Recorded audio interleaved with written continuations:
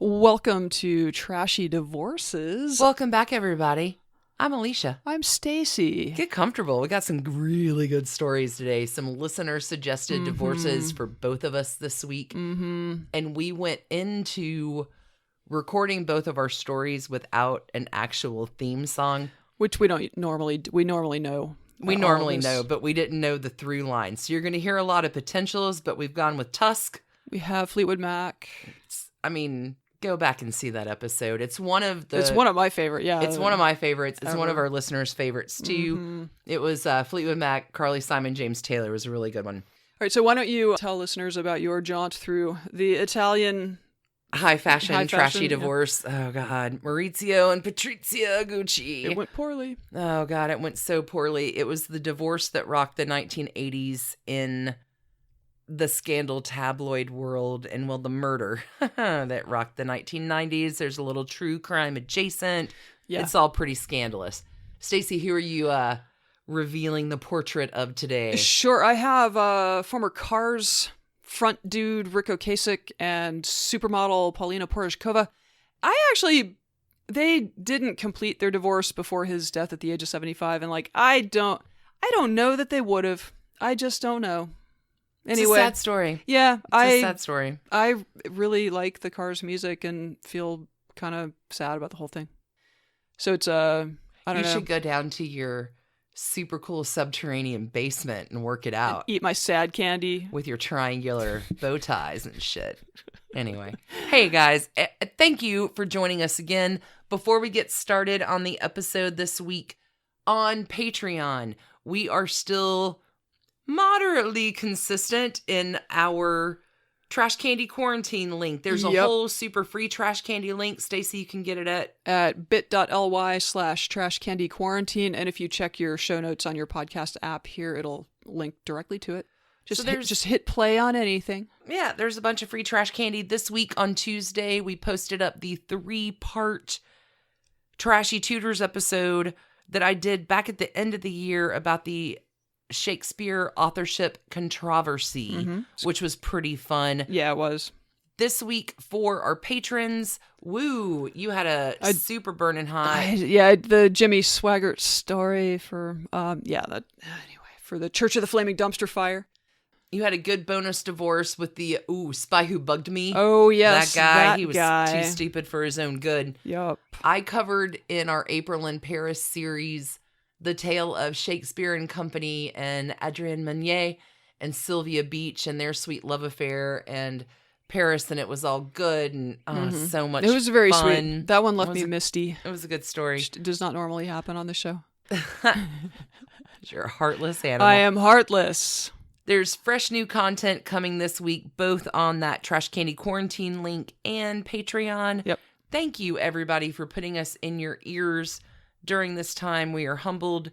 Thank you for all your sweet emails and your trashy love. Y'all are the very best. Yes, and I think we need to do a quick magic mirror shout outs to everyone. Oh, we got some big welcomes this week and big thank yous. Yeah, you want to kick us off? Ooh, welcome to the Team Trash Candy. Celeste, Moires, Tabitha S, Colleen K, Kelsey R, Candace R, and Meryl. Also, thank you to Livia N, Melissa S, Cindy M, Polly G, and Victoria H. 2 super big shout outs. We have 2 existing Patreon supporters that became our super supporter Trash Candy connoisseurs this week. Thank you. Sarah C and Lauren P. Thank you, thank you, thank you. And to all of our Patreon peoples. New and existing, you rock. You're the best. We love you. We love you. Thanks, everybody, for tuning in. We got a good episode this week for Alicia. Season 6 No Rules. Alicia, are you ready to do this? Let's go, go, go.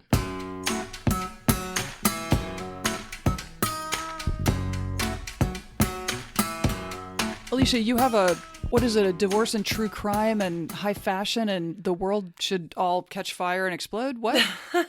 Seems like you've packed a lot into one thing. I don't know. Today, I am covering the trashy divorce of Maurizio and Patrizia Gucci. Okay. The scandal that rocked the fashion world. Well, one of the scandals attached to the Gucci family that did for a long time. Okay. This week is a listener-suggested divorce from ages ago. Lauren F., I got you. You rock. You have been terribly patient this week. Lauren F., you're the best. As always, all my references are on the Trashy Divorces website, but this one literally has everything. We have raging Italian passions, so many lawsuits, generations of family fights over very large amounts of money, and a Black Widow true crime angle too. You ready to hit the runway? I am not sure. Let's get into it. It is said that the curse of the Gucci family is that even when they're dead, they make those left behind suffer. That's what you want people to say about you. I think we'll see that in this story. There's a lot of suffering, but most of it is self-inflicted. Wait, that's our through line. From half of our couple. Oh, really? Suffering? Yeah, Suffering? No, once you're dead, you make the people you love suffer. God, we got to think of a song for that. We're recording my story first, and I don't know what the song is still yet, but by the time we get around to recording our intro, we'll have figured it out, I guess. We'll figure it out. Okay. We hope. Most of the suffering here is inflicted by one half of our couple, but we're going to begin with the groom today. Maurizio Gucci, born September 26, 1948. He's a Libra boy. Maurizio is born into the distinguished Gucci family. His grandfather, Guccio Gucci. Nope. Yep. Nope. Guccio Gucci. It's Irish. It's an Irish name. Guccio Gucci. Guccio Gucci. I run the Leprechaun pub. Is the founder of the fine leather goods company. Because I know, Guccio Gucci, I can't make it up. Of Italy. Of Italy, of Florence. So Guccio, in 1904, back when he was a Ute, was a porter at London's Savoy Hotel. And as a Ute, he gets a great idea. And he, is hauling luggage all over the Savoy. And Guccio's like, wouldn't it be great if all these pieces were easier to carry? How do we make traveling trunks that are smart and practical? Right, yeah, because trunks were... Right, okay. They're on carriage. You got to get them up and down from carriages and, okay. Yeah, it's not the dumbest idea I've ever heard. So Gucci. Spots a need. Spots a need. Gives up the Irish pub idea. Puzzles is done. Guccio's going to go back to Florence, and he's going to set up a business in 1921 that will sell leather bags to horsemen. And Guccio begins to build a reputation for top-notch quality. Leather goods, gloves, bags, it's on. Gucci is born in Italy and will soon become an international fashion house. Guccio has a bunch of sons, 6 of them. And I go into 2 of them right now because they're going to become important to our story. One is Rodolfo, Maurizio's dad. There's another son, Maurizio's uncle. His name is Aldo. Aldo has 3 sons, Paolo, Giorgio, and Roberto. Family ties are a big deal. There's a lot of fucking cousins. Things are going well enough. Gucci, the brand, the line is a hit, and they'll expand the business overseas, and stars like Frank Sinatra and Sammy Davis. Everybody wants Gucci. It's a brand. Guccio is going to die in 1953, and now Rodolfo and Aldo are in charge. Okay. Maurizio's dad, Rodolfo, is a failed actor, so why not take over a fashion house? It's fine. Maurizio, born in September 1948, is super sad. His mom dies when Maurizio's 5. So he's kind of a lonely kid. He's a quiet kid. He doesn't have any brothers or sisters. And dad is a little bit overprotective of Maurizio. He's very sheltered as a child. But half of the Gucci company is going to come to this kid. So he's an heir from birth. And there are 3 cousins over on the other side that are going to have a little bit more complicated math. It's Guccio, Rodolfo, Maurizio. It's a pretty straight line for half of the company. Can I ask, I'm sure a dumb question. Is the O on the end, does that just indicate it's a son? I noticed that all of these male people are all... Probably it's the masculine form in Italian, A would be would be female. Mm-hmm. Yeah. Or the feminine You'd form, have or whatever. Patrizio or Patrizia. Okay, Yeah. sorry, it's just... Not a dumb question. It's jumping out that all of the... Gucci. There's a lot of Italian that I have the opportunity to mispronounce in this episode. I feel like Gucci is the son of my name. It's basically... The son of my luggage. Okay. Brought to you by Away. No. Here's the setup. Shy, sheltered kid Maurizio waiting on the trashy divorces depot, waiting to meet his bride. Okay. Enter Patrizia. Yeah. Patrizia Reggiani. Oh. Not ravioli. Pasta. Regliani. It's gone from my brain. Rigatoni. No. Rigatoni. What? Patrizia. Yeah. Chef Boyardee. Sure. Is my born God. December 2nd. She's a Sagittarius. She's a fire sign. Spaghetti-o. Patrizia Spaghetti-o is the love child of a waitress and a trucking magnate. Okay. Patrizia is beautiful. She looks like Elizabeth Taylor. And she's going to get the Elizabeth Taylor label kind of slung on her because Patrizia really likes the jewels too. Just like La Liz. Okay. Growing up, Patrizia is showered with mink coats and fast cars by her father.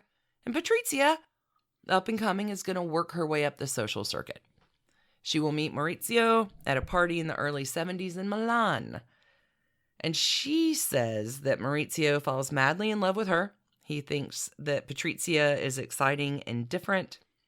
And this is in Milan. And remember, the Guccis are from Florence. So maybe he's a little bit of an outsider too.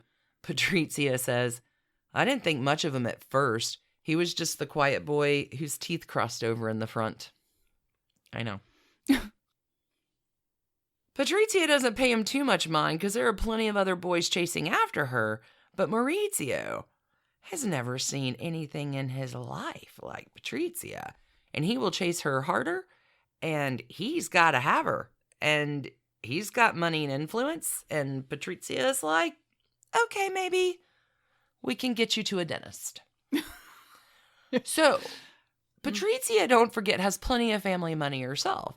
But she sees herself as the maker of Maurizio. She toughens him up. She sharpens his claws. She wants him. So he wants her. She sees a diamond in the rough, and he sees a diamond. Correct. Okay. Yeah. That's very well stated. Thanks. This should be a love story for the ages. Patrizia says this was a romance of the ages. She calls it similar to the Capulets and Montagues. It's not a good Romeo story. and Juliet, which is not a good story. Yeah. Patrizia has a lot of ideas. It's a bad ending. As we're going to see. But she and Maurizio were thrilled to be planning to spend the rest of their lives together. But alas, dear Stacie, dear listener, not everyone is happy about the courtship. Really? The Gucci family is firmly against all of this. Every damn bit of it. Rodolfo, Maurizio's dad, is so against Patrizia. He sees her as a gold digger. She's manipulative. She's not after you, son. She's after the money. Even though she's got plenty of her own. Okay. But that's her thing. She's like, I'm an heiress to a large fortune. I don't need your money. But Daddy Gucci's like, over my dead body. Rodolfo will even call up Patrizia's dad. His name is Fernando. And he's like, hey, Fernando, why don't you get on my side with this? Let's both forbid this for our kids. And Fernando's like, yeah, no, I'm not going to do that. Hey, Maurizio, your dad has disowned you. Come live with us. I'll pay for the rest of your university. Oh, yikes. And just begins treating him like a son-in-law. Huh. Poor Rodolfo, Daddy Gucci, at his limit. He is apoplectic about all of this. So next, Daddy Rodolfo is going to go to the Cardinal of Milan. Oh, just get the church involved. Get the church involved in his help in stopping the marriage, but to no avail. Maurizio and Rodolfo will not speak for months, but Maurizio is determined to marry that girl, and he does. October 1972. Okay. So things go well enough for Maurizio and Patrizia the next decade. The couple becomes the it couple. High living, plenty of cash. They own homes in New York and Milan. They spend lavishly. Like, Patrizia goes on $300,000 a day shopping sprees. She has 900 pairs of bedroom slippers. It's a lot. That's like... Is that all she wears all day? And she just... Every few minutes, she goes and puts on new ones? Like... I don't know what you do with 900 pairs of bedroom slippers. But... Can't even begin to... Whatever. Okay, rich person. But like... Maurizio and Patrizia will have 2 daughters during this time, and Daddy Rodolfo is now Granddaddy Rodolfo, and he softens a bit with the birth of his granddaughters. He will buy the couple a few homes. They have personalized license plates. They hang out with Jackie Kennedy and all the Kennedys. They throw theme parties. There's a theme party that the theme is orange. So all the decorations, all the food, all the outfits, it's just orange. It's because they want to be Dutch. They have a ski chalet in San Moritz, a holiday home in Acapulco, and a farm in Connecticut. There are trips to private islands, which they will take on their 64-meter wooden yacht called the Creole, which is still owned by the couple's daughters today. Okay. Remember the Gucci sons. We got Aldo, Rodolfo. Neither one of these dudes are quite on the up and up. So they've been putting money in offshore accounts for years. And Maurizio and all of his cousins, Paolo, Roberto, on the other side are like, hey, Dad, Uncle, where's all this cash going? In 1978, the U.S. portion of Gucci will haul in $48 million, but weirdly, no profits are shown on the books that year. Crazy. It's some shady shit. It is so shady that now the United States and international courts are getting involved. So by 1981, Uncle Aldo is going to spend a year in a Florida jail for his involvement with all the schemes.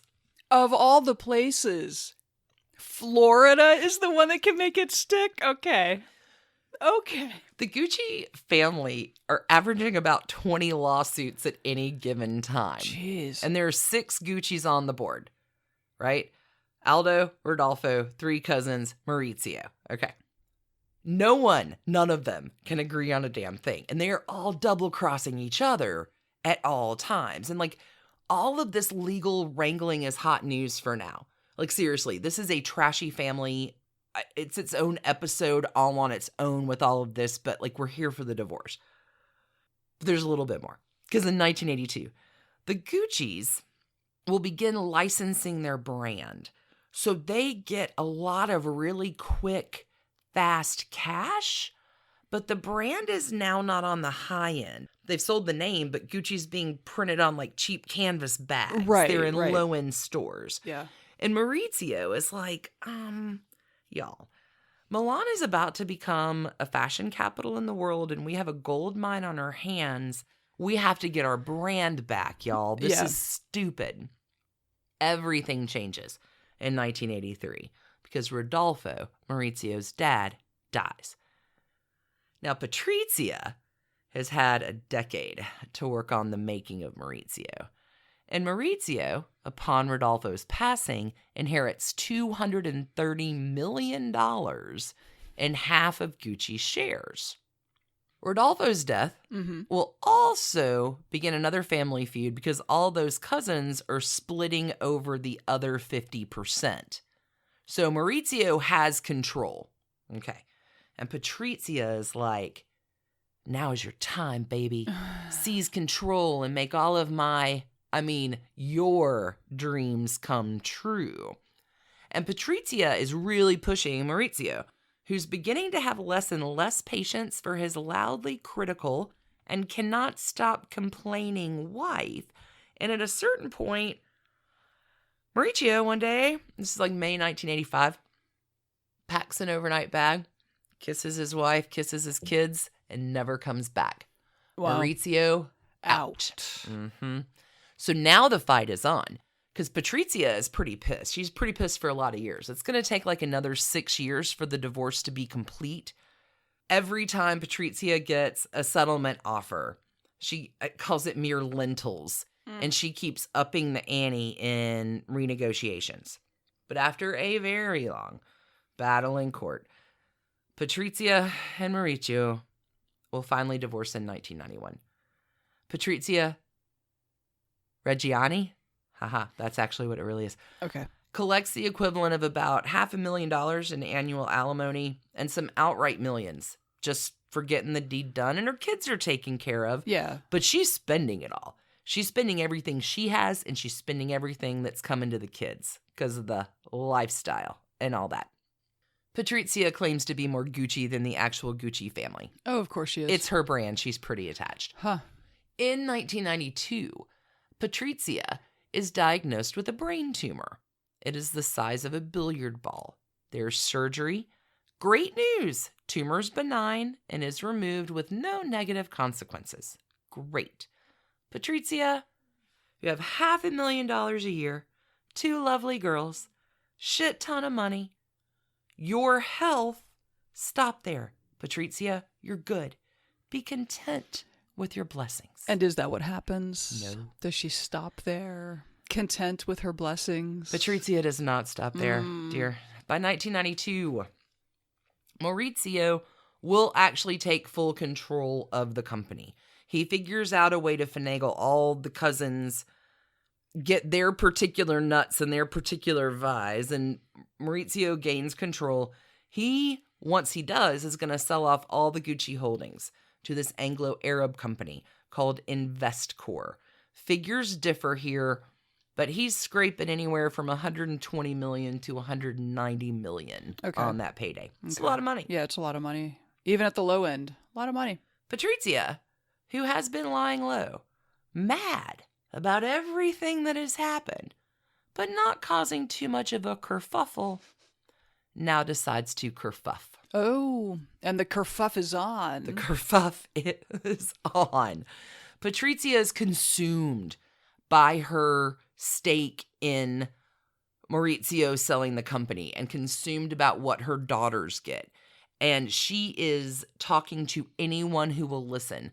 Maurizio is a lousy businessman and is going to lose everything. And we should be really getting more in this deal. And he is worthless. And I'm going to write a tell-all book about all the crap that your family is.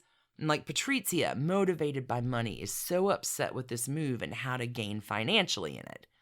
But also, Maurizio has fallen in love again and has moved. They're divorced. It's fine. Yeah, no, it's fine. Also, if she tries to write a book, I mean, the O key on her keyboard just getting a workout, as is the C key. I mean, she's going to burn through some keyboards. That's all I'm saying. Maurizio has found love. Okay. He's moved into the sweet penthouse pad with this lady named Paola Franchi. Okay. Their rent is $250,000 a year. And their place is filled with art and antiques. And Patrizia... I mean, that sounds a lot like our place. Yeah, absolutely. Patrizia not too happy with this. She will only ever call Paola that woman. Maurizio and Paola have run into each other after the split of both of their bad marriages, and they really seem to hit it off. She is so mad that everyone calls her a gold digger because her previous husband was much richer. She has a young son. Patrizia, more than a little crazy. Patrizia is stalking them. Patrizia knows every detail of Maurizio's life. Patrizia will call and threaten to kill him, and if he doesn't answer, she'll leave messages on the answering machine, which her intern used in court. This seems super healthy. Wow, what a nice relationship. Oh no, she snaps with the father of her children. This is snapped. I'm sorry, there's not a song for snapped, but this is fucking snapped. So Paola begs Maurizio to hire a bodyguard, and Maurizio is like, she's not going to go through with any of these threats because of our daughters. We told this story with, what was it, Claire Harris, and then yeah. It's all talk. Do not worry, Bellissima. Oh my God. I don't know. This is terrible. I know. They move in together, and they're a whole happy family, and they're planning on getting married, and life is so, so good. At least in that one penthouse on that side of Milan. Man. Because on the other side of Milan, Patrizia is a woman consumed with a vendetta. she will write in her Cartier diary for the need for revenge and getting even. And she'll begin to ask people, what happens to me if I teach him a lesson? She's quoted later. Oh, it depends on the lesson, doesn't it? I was angry with Maurizio about many, many things at that time, but above all this, losing the family business. It was stupid. It was a failure. I was filled with rage, and there was nothing I could do. He shouldn't have done that to me. There's a birthday party for her daughter, and she's asking all of her friends that are there, like, yeah, what would happen if Maurizio suffered a terrible accident? And friends are like, don't say those things. Near your kids? What's wrong with you? Sorry, his kids? Don't. Woman with a vendetta. So Patrizia is about to start some criming. Okay. And she will elicit only the top-notch best of help. Her psychic medium. Oh, excellent. Oh, this has everything, doesn't it? Oh, my God. Okay. This lady's her first name is Pena. She into astrology by any chance? Yeah, super. And Pena is going to help her with the plan to murder Maurizio. Well, of course. Patrizia didn't see that one coming. What? Consumed with revenge. And Pena is like, sure, Patrizia, I got you. Oh, his cards don't say death. Like, Pena never does anything about it because she's like, this is fucking murder. And Patrizia is going to get over this, and she's just talking crazy. Okay, so she doesn't go to the cops because she thinks it's weird, but she doesn't think she's going to go through with it. Is that? No, well, Patrizia has elicited Pena to help. And Pena's like, no, I can talk her out of it. Like, this is just stupid. She'll get over this. Like, I'll flip enough cards. You know, she just needs to. I'll just redirect her. You need to calm down. Right. Patrizia does not calm down. Every day, Patrizia is like, hey, Psychic Pena, you're not moving fast enough. And I need you, I don't even want you as the middleman anymore. I need you to connect me with your criminal friends so we can get this plan underway. I got $350K on it. I'm ready to spend $350,000 on this murder. Snap to it. And Pena is like, I'm dealing with a fucking crazy person. Whatever. So, oh my God. Let's get to the true crime part. March 27th, 1995, Milan, 8:30 in the morning. Maurizio Gucci strolls on into his office. This is a year and a half after his ousting and selling the company. He's seeking his next fortune. Everything's good. 3 shots fired, leaving Maurizio gravely wounded in his lobby, but he needs to be dead, so there's one final bullet put through his head. Oh my God. The shooter runs into the waiting getaway car, and off into Milan they go, and the police are like, what the hell? Who did this? Because the Gucci family has enemies. Right. 20 lawsuits a day or whatever. Yeah. Most of them are named Gucci, but it looks like a mafia hit. Yeah. Well, and La Costa Nostra involved. Divorce is all the way finalized, so who wants him wouldn't dead, be, yeah. Right? So the police start this search, and it's like the land of red herrings. Right. Because there are investigations upon investigations, so they're looking through all the legal nonsense of all the court battles. Well, it is convenient that the ex-wife has been going around telling everyone that she intends to murder her ex-husband. Well, that's it, because they're looking through all this court, like they have 3 angles. Like, it's family business related, right. It's the mob, or let's not forget about that crazy lady who's been of his. threatening him constantly for the last year. Hold on. The day that Maurizio is murdered, 3 hours after he dies, that's when the legal document is stamped. Paola gets a knock at her front door in that fancy penthouse and gets a court order that she has 24 hours to get out of that place because Patrizia and her girls are moving in. 3 hours it's stamped after his murder. Wait, okay, so he did not marry Paola, so she's just the girlfriend? They are engaged. Oh my God. This is why Patrizia has to move, right?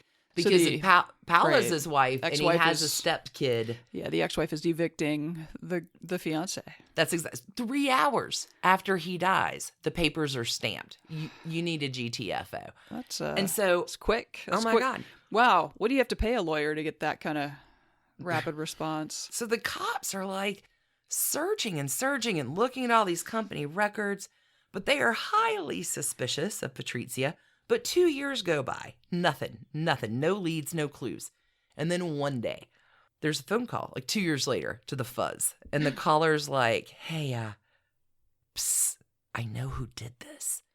And so the cops meet with the guy, and there's a meetup and a wire with Patrizia. And these are not great criminals. So the cops begin bugging Patrizia's lines, her phone lines as well. And she has no idea that she's been made. So they're honey trapping her. She thinks she's gotten away with murder until January 31st, 1997, almost 3 years after the murder of Maurizio. There's a 4:30 a.m. knock at her door, and Patrizia is arrested for the murder of her ex-husband. Just to note, her 2 daughters at that point are 18 and 14, respectively. Okay. So the other people involved in this dumbass plot, besides the psychic, are a doorman and a pizza delivery driver. Oh, my God. They get arrested, too. Everyone's going down. And Pina, the psychic, turns on Patrizia. In May 1998, all the trials begin. And Patrizia's defense is, I had a brain tumor. I had a tumor. It's not a tumor. It's not a defense. It wasn't a defense. Okay. And Patrizia says it was really my psychic that pushed me in my fragile medical state. And that defense doesn't work worth a damn. And the pizza man, the doorman, the psychic are all like confessing right and left to try to help their sentence because they got involved with a crazy person. Right. After months of testimony, the jury comes back in 7 hours. Everyone guilty. They all receive sentences of 25 to 29 years for their part, except for the gunman who receives a life sentence. Okay. So off Patrizia goes to prison for a long while. There's some attempts to overturn her conviction, which will all end by 2000, but do ultimately take a few years off her sentence, making it 26 years, not 29. Well, okay. In October of 2011, Patrizia is offered open prison, which I guess is kind of like a work program. Right. Patrizia refuses, saying, I've never worked in my life, and I'm certainly not going to start now. So this is like they would let her out from like 8 to 6 or something weekdays, and she could go to work. But that's, well. Now, she has a lot of classic quotes. My favorite, I'd rather cry in a Rolls Royce than be happy on a bicycle. I mean, Bikes are a lot of fun, man. Hey, I love a bike. I got nothing. Anyway. I don't Patrizia. I don't know why the cat wants to attack you, but Patrizia is released from prison in October 2016. She's out for good behavior early. She works with a few fashion companies. We're going to talk about this in Trashy Tidbits this week because there's a little bit more dish on this. Patrizia will even try to return to Gucci, claiming again that she's the most Gucci of them all, but this doesn't happen. Oh, really? Yeah. I'm shocked. Patrizia still maintains to this day that she was wrongly convicted. Pina, my psychic friend, set me up. I love this quote. I am not guilty, but I am not innocent. All the things that happened were a misunderstanding. Here's another fun one. Patrizia was once asked by an Italian reporter why she had planned the hit but didn't carry out the hit herself. Right. And Patrizia says, my eyesight is not so good, I didn't want to miss. Also, I've never worked a day in my life. In 2017, there's an annuity of $900,000 from Maurizio's estate that she gets once she's out of jail. Apparently, she also gets back pay, too, from those years that she was in prison, which is like 16 mil. How does that work? This is contested by the daughters, who are both married and living in Switzerland, who don't see their mom all that much these days. Really? Yeah. Patrizia is very sad that she's never met her grandsons. Okay, here's what's crazy. There's news, hot news, in November 2019. Ridley Scott is going to be making this whole affair into a movie with Lady Gaga in the starring role of Patrizia. Wow. I don't know what the status is on that, but I sure as hell would watch that. I would imagine it's on hold at the moment. For the divorce part of that, 900 trash cans in honor of the number of Patrizia's slippers before she went and caused her own damn suffering. Like, sometimes just let it go, honey. That's how you win the divorce, is you just let it go. You buy new spoons. Can I give you a halo for not making a pina colada joke despite frequently referring to the psychic? It was Pina. Pina. Colada. I don't know what the cat's up to. And pulling arcana cards. It's the king of spades. It's the queen of... So you gave me hearts. Yeah. Of hearts, yeah. There you go. Okay. If you like doing 10-card spreads in the middle of the night. Listeners, this is very much what it's like to be just at home with us. So 900 trash cans. That's how you win the divorce. I don't know if that's how you win the divorce. No, you win the divorce by walking away. Yes. Just let it go. But she didn't. Okay. Good Lord. There's this other interview where Patrizia is interviewed, and she says, if I could see Maurizio again, I would tell him that I love him because he is the person who has mattered most to me in my life. Then she's asked how she thought her ex-husband would respond.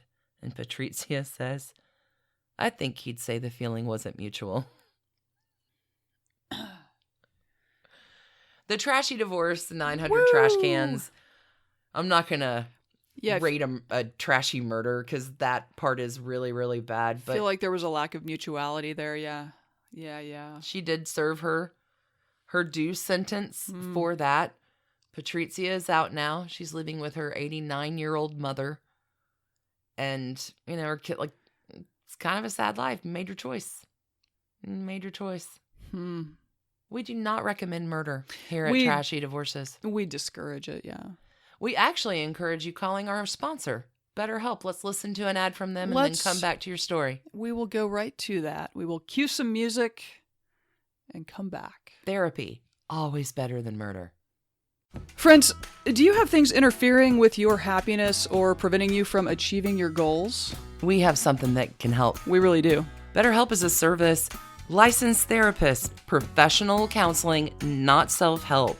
You can sign up. Easy process. You get a therapist in what, Stacie? I think it's 24 hours. You take a little quiz and it will match you with a therapist who is experienced in whatever you are dealing with, which could include things like depression, stress, anxiety, relationship issues, trouble sleeping, trauma, anger, family conflicts, LGBT matters, grief, and self-esteem. No uncomfortable waiting room. No need to travel anywhere. You can set up video or phone sessions in as little as 24 hours. It is more affordable than traditional counseling, which is nice, and financial aid is available. Yep, and it is available everywhere on the planet Earth. Just like our listeners. Hey, anything you share is confidential. BetterHelp. It's convenient, professional, and affordable. We really want you to start living a happier life today. Yep. As a Trashy Divorces listener, you can get 10% off your first month by going to BetterHelp. That's HELP, betterhelp.com/trashy. You can join over 800,000 people taking charge of their mental health. Again, that's BetterHelp, HELP.com/trashy. So, Stacie, this week you have a often requested listener trashy almost divorce? Yeah, this is the almost divorce of former Cars, songwriter, guitar player, co-singer Ric Ocasek and supermodel Paulina Porizkova. They were together for 28 years. They began divorce proceedings, and then while recovering from an undisclosed surgery, Ric Ocasek died last September. At the age of 75, it was Paulina who discovered the body. It was there's news. Yeah, there is no foul play suspected. Let me open with that, given what you just had for us. Not everybody can be a Gucci. Thank God. Okay. So sometimes very private people end up in very public roles, and for former Cars, front person, whatever, Ric Ocasek, the limelight was not where he thrived. And then there's the incredible childhood story of his third wife, to whom he was married for 28 years, supermodel Paulina Porizkova, which is amazing in its own right. There's a lot here that's very cool.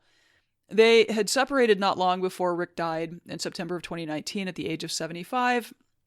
And we're going to just do a little a little bio, largely informed by an excellent Rolling Stone piece by the writer David Browne. We will have links on the website, of course. TrashyDivorces.com. We're going to start with Ric because he's quite a bit older than his... How much older? 21 years. Oh, okay. Mm-hmm. He was born Richard Theodore Ocasek. I think the T was too much of a mouthful and he dropped that professionally. On March 23rd, 1944, he's an Aries. He's born in Baltimore. And he did not have an awesome childhood. His dad had some kind of technical career, was pretty aloof from him. Ultimately, the family would move to Cleveland when Ric was 16, and Dad went to work as a systems analyst for NASA. Oh, wow. Yeah, I mean, kind of cool. But, again, I guess not super hands-on. I don't think the marriage was happy. His mom drank a lot, perhaps to deal with the fact that Dad was pretty aloof. Don't know. He's a rocket man. Sure. He's a rocket man. Okay, so Ric's grandmother gave him his first guitar when he was a young teenager. And after Ric finished high school, he tried out college at a couple of places, Bowling Green and Antioch. Decided college was not for him. He dropped out because he was going to play rock and roll. Perfect. Because it was the 60s, and that's what you do. That's what you do. He meets bassist Ben Orr, who would later be the Cars bass player, during this period. And they'd play together for several years in Ohio, like kicking around and touring like and all you that. Do. Mm-hmm. And then Ric relocated to Boston. He had been married in Ohio, his first marriage. There were 2 sons, but the marriage did end in divorce. And maybe that's what got him to Boston to start fresh, where his second wife lived. Oh, good. Please come to Boston. I'm not sure how much overlap there was there. Possibly a lot. Interesting. So in Boston, he marries Suzanne LaPointe. Suzanne Ocasek. And they'd be together from 71 to 88. And have another... long time. A good long time. And... this is the period when he was a rock star. Oh, okay. So this would produce another 2 kids, Aaron and Derek, from that. And so the technical end of this marriage was in 1988, but it was 1984 where the wheels really began to come off of this marriage. This Are you making a slight pun there? A little bit. You're funny. This was a big year for Ric and his band, the Cars. Having blasted into the new wave scene in 1976, they started slinging hit songs in 78. The Cars blended synthesizer, guitar, great riffs, and interesting lyrics into a winning formula that touched on punk and rockabilly in relatively equal measures. In 1977, they recorded a 9-track demo, and soon Boston radio was blasting Just What I Needed for all to hear. Such a good song. It's such a good song. Elektra Records signed them. And after Just What I Needed became a nationwide hit, it was followed... Great song. My Best Friend's Girl, Good Times Roll, You're All I've Got Tonight, Bye Bye Love, and Moving in Stereo. The band was named Best New Artist by Rolling Stone in 78. Nice. Their debut album, The Cars, sold 6 million copies. Wow. And spent 139 weeks on the Billboard Top 200. Holy Cars.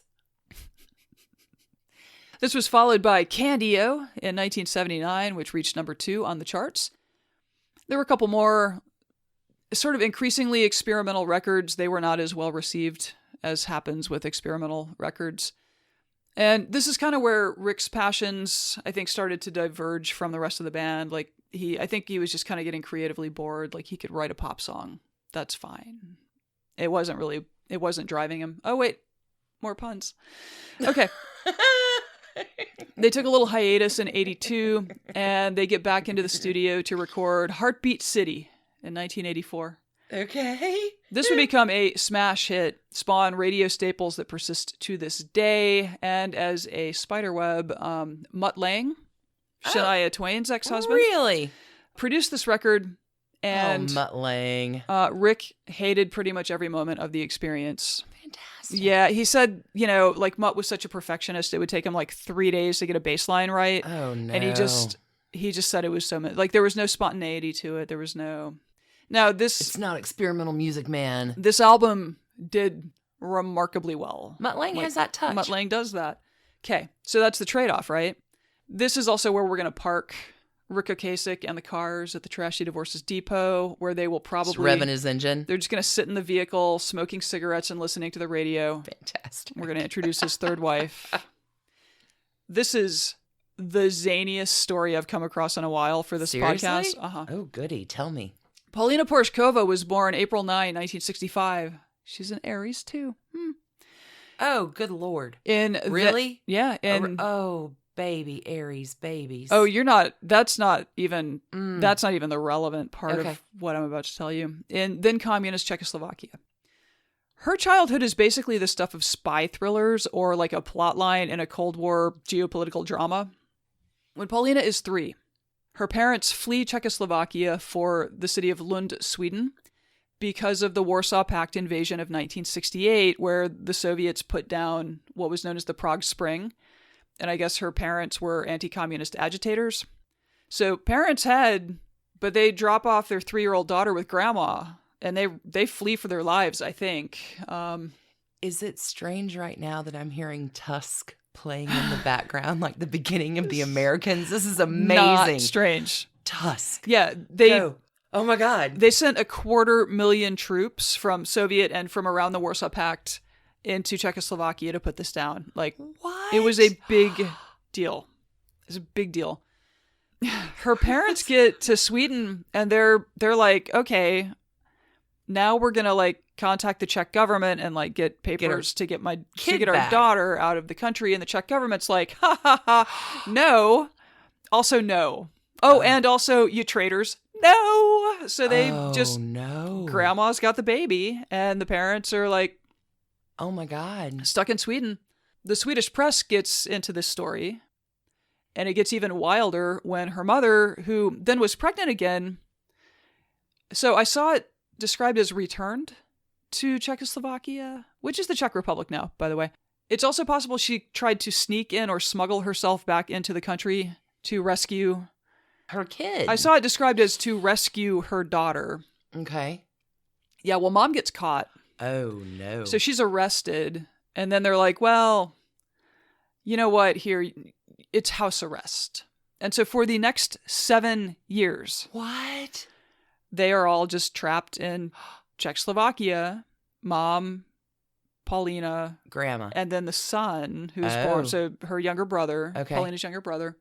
And grandma. And grandma. Okay. Dad's in Sweden, where Swedish politician Olof Palme, who is very prominent and will serve as the prime minister of Sweden twice in his career, he was assassinated in the 80s. Oh my God. Yeah, I'm telling you, this is the Americans in Europe. Tusk. He really champions this case. Like, he is like, no, we're going to get this family out of Czechoslovakia and into Sweden to be with Dad. Like, that's... So there's all this international pressure applied. It's like 007 and shit. The Czech government relents. They allow the family minus Dad to leave. Paulina is 10 years old and she's meeting her father basically for the first time. So they get over there. Paulina becomes a Swedish citizen. Everything is awesome, except that this until what? Entire family has been completely deformed by this process. And Dad is like, you know what? I'm out of here. Like, his wife has been trapped in Czechoslovakia for... taking care of 2 kids. 7 years. With his mom or her mom? Don't know. With the mom? Yeah. Don't know. Wow. So Dad Bless takes her heart. off. The parents divorce. And Dad's like, also, I'm not paying child support for these children. Oh I don't know them. I assume is what I'm guessing. You say they're my kids. Yeah. So we can imagine that young Paulina might have some issues around challenges. Oh my gosh, like around trust. Speaking of BetterHelp.com. Yeah, abandonment. Poor kid. Yeah, just everything, right? So in 1980, Paulina's about 15, but she already has a decent amount of notoriety because of this thing that happened to her family, right? She has a friend. This is the craziest story. She has a friend who wants to become a makeup artist in the modeling industry. And so her friend is like, hey, Paulina, can I put makeup on you and take pictures? You're cute. Yours aren't too bad. Yeah. Will you help me? Can I make you up? And she's a teenager. Take some pictures. Yeah, she's 15. And see if I can find a spot. So this is how photos of young Paulina Porizkova end up with the elite modeling agency in Paris, France. Unreal. Okay, Now, fun fact, I don't know whether her friend ever got hired as a makeup artist. I do know that Paulina Porizkova was about to become the it girl of the early 80s. Oh, for sure. She was the second person after Christy Brinkley, who we've also covered, to appear on the cover of the Sports Illustrated swimsuit issue in 2 consecutive years in 84 and 85. Nice.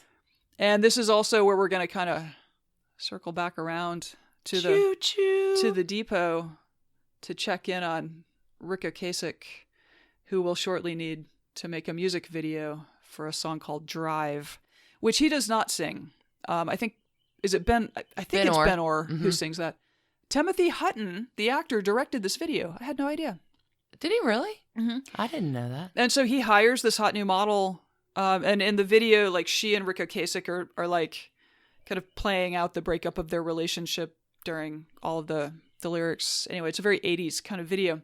It's a different time, the 80s. Yeah. Mm-hmm. So it turns out that Paulina was well aware of Ric Ocasek and the Cars prior to this and had a crush on Ric going into this. Oh, really? Mm-hmm. Oh. Yeah, so let's talk a bit about the couple that would be referred to as Beauty and the Beast. Ric he's very slender, very angular. He had a really cool fashion sense. Like, he was always in cool suits, and it was a very 80s look. He definitely emphasized his angularness. He did. Mm-hmm. I watched some video of one of his solo albums today, because seriously, we still don't have a theme song for this episode.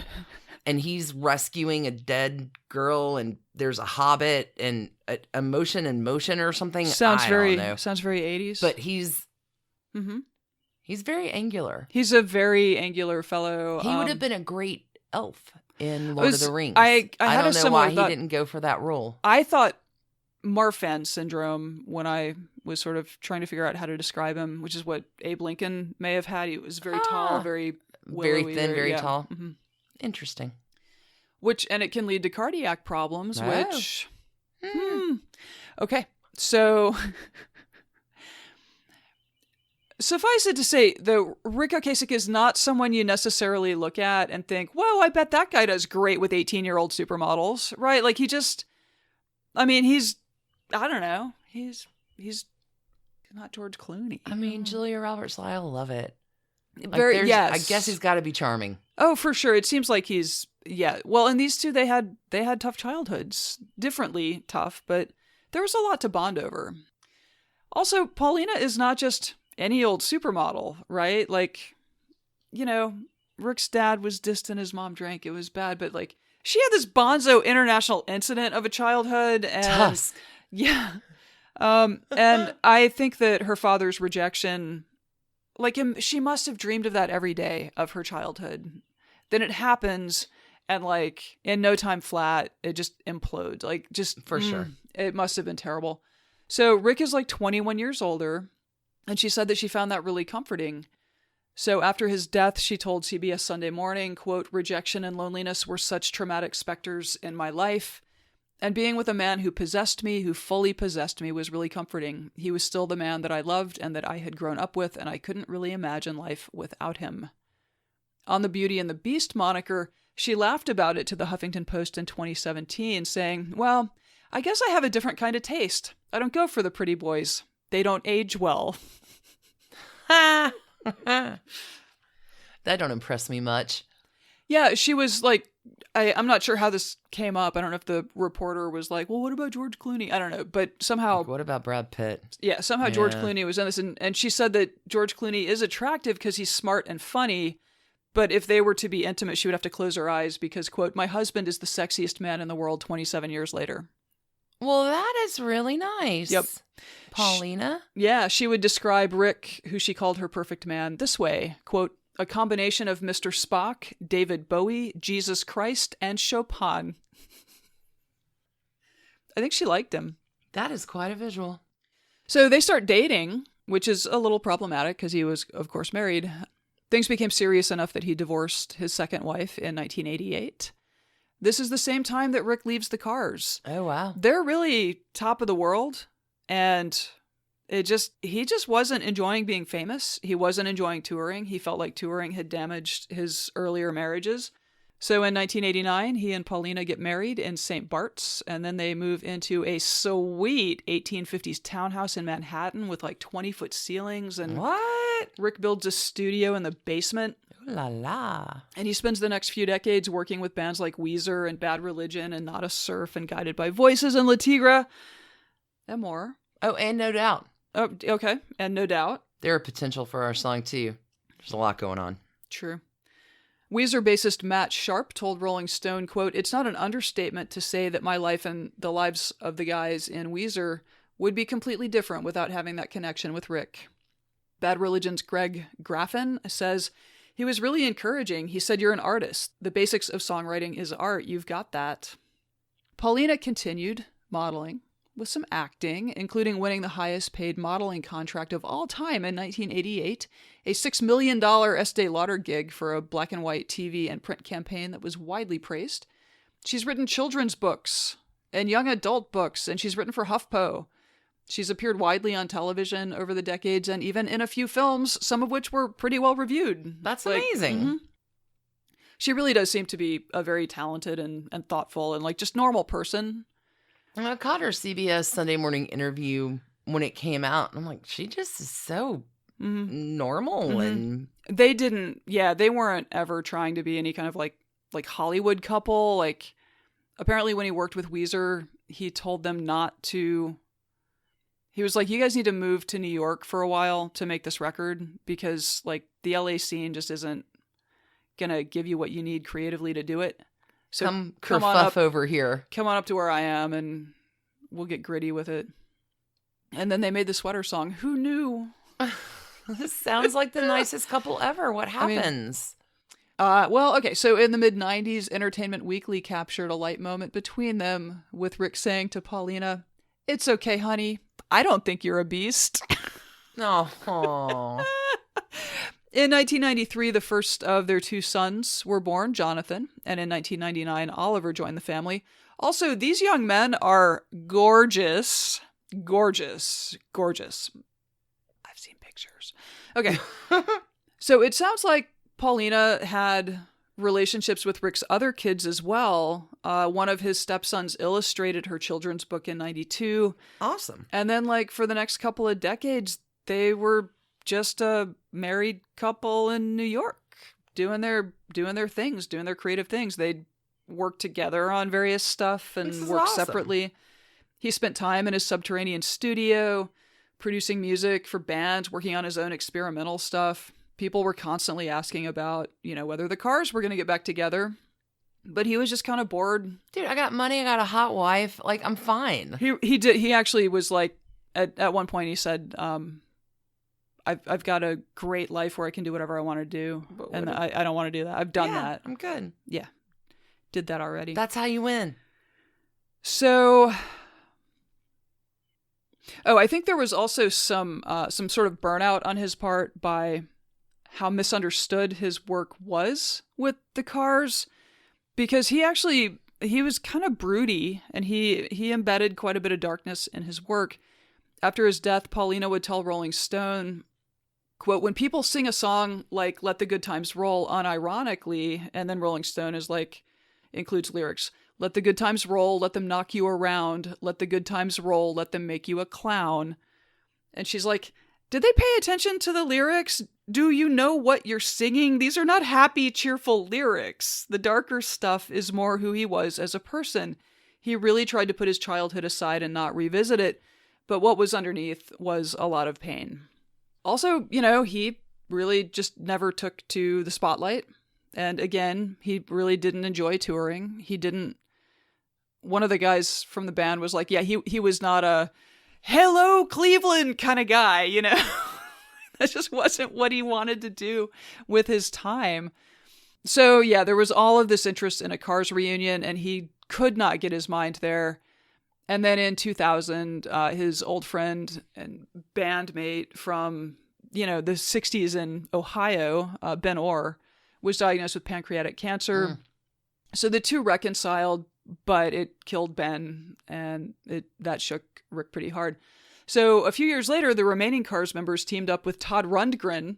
We have a friend who's a devoted Todd Rundgren fan, which I find really funny, as the new Cars.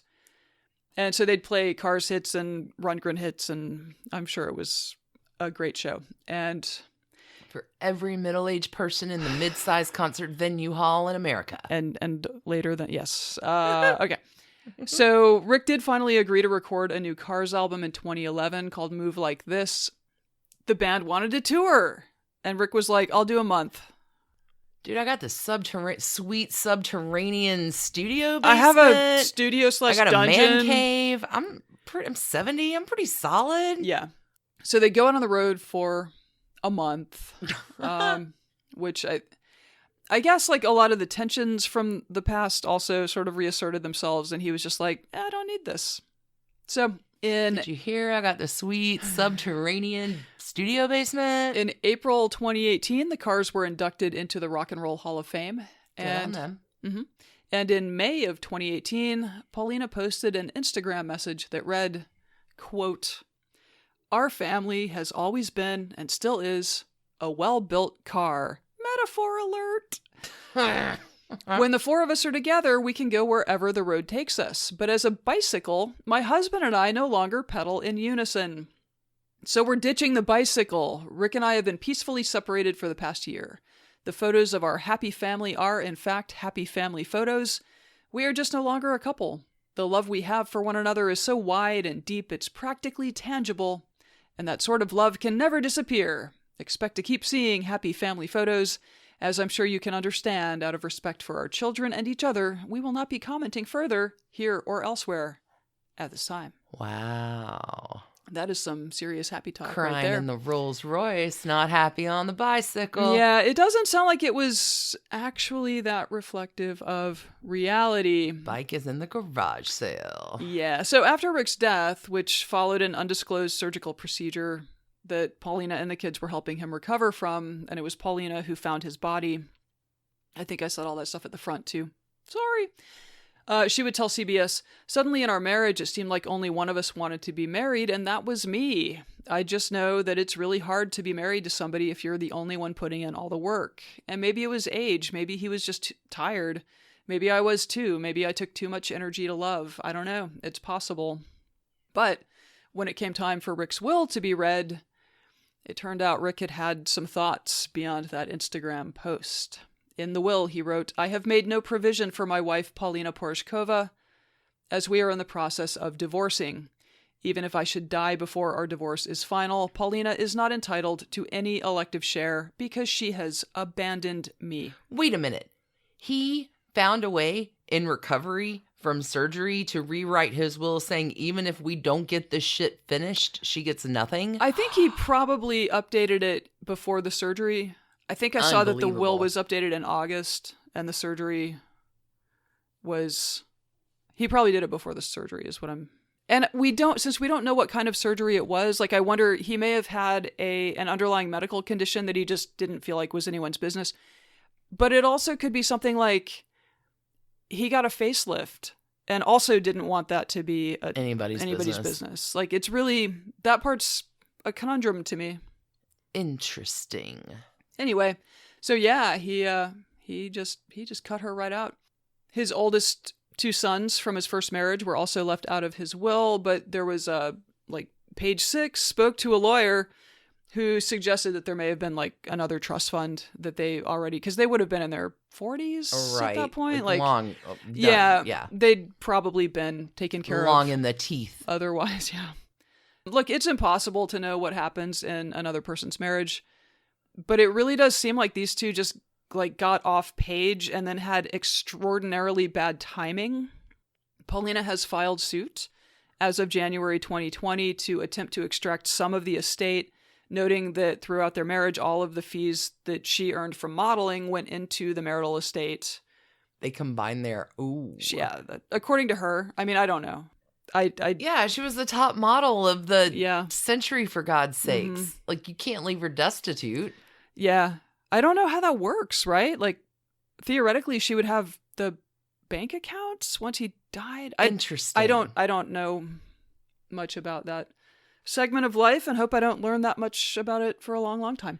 I haven't told you about all of the millions that are buried in the backyard from my modeling career. Why do you think I'm out there digging all the time? You think I like to garden? No.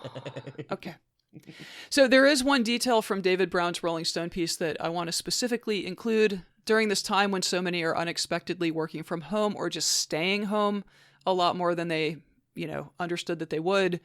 According to Paulina, Ric was always a snazzy dresser every single day of the week. Oh, he put on hard pants every day? Even if he was just going to spend the day in the basement playing music, quote, he would wake up and get meticulously dressed. You would not catch him dead in a pair of sweatpants. That's an Aries. And for that, I grant a single willowy, angular, but very dapper trash can to this pretty sad story of what looks like an enduring love that hit a rough patch and maybe could have resolved itself if Ric Ocasek hadn't died. He just didn't have the time. Wow. Yeah. So that's my story. It's a good, almost trashy divorce. Yeah, I feel like it's not super satisfying. It's just kind of sad. Like I'm still hearing Tusk in my head, There you so go. that is satisfying. I Satisfying. have so many Cars songs in my head having worked on this, and so I don't know. It'll be interesting to see what the title song is going to be in 10 minutes when we get to record the intro that you will have already heard by this time. Interesting that. Good job, Stacie. Thanks. Hey, we have season 6 No Rules. We have to draw for next week. Okay. While we are ruffling our cups, don't forget about...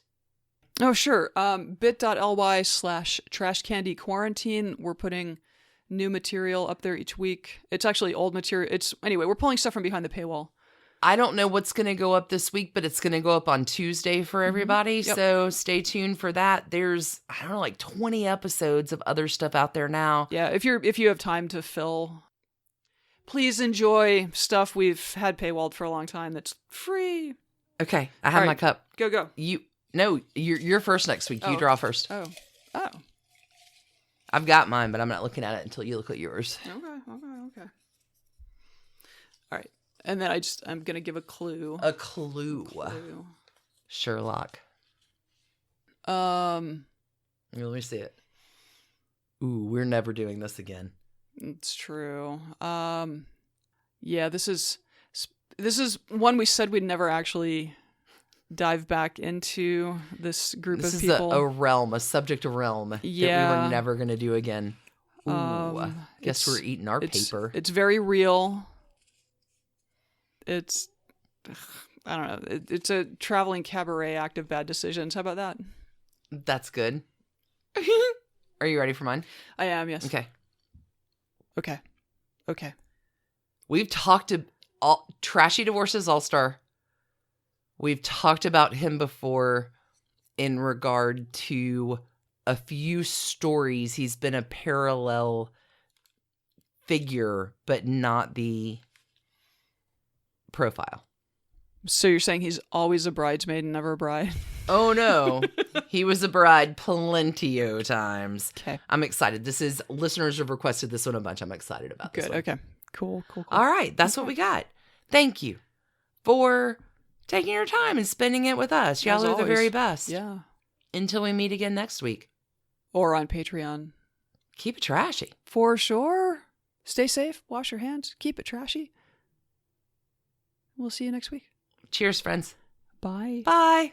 Trash Pandas, thanks for listening. Trashy Divorces is written and produced by us, Stacie and Alicia, for Hemlock Creatives. You can contact us at trashydivorces@gmail.com. Our art is by Sydney V. Smith, sydneyvsmith@carbonmade.com. And our music is used with permission of Ratsy. You can find her at Ratsy's store on Instagram. Check out episode sources, photos, soundtracks, merch store, and more at trashydivorces.com. Need more trash candy? Our Patreon community includes some of the bestest humans around, as well as a bunch of bonus content every week. Join the fun at patreon.com/trashydivorces. Last but not least, come play with us on social. We are at Trashy Divorces at Instagram, which Alicia mostly runs. Twitter, which Stacie mostly runs. And on Facebook, which we split.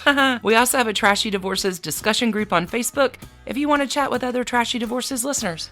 Thanks again for listening. Keep it trashy, y'all.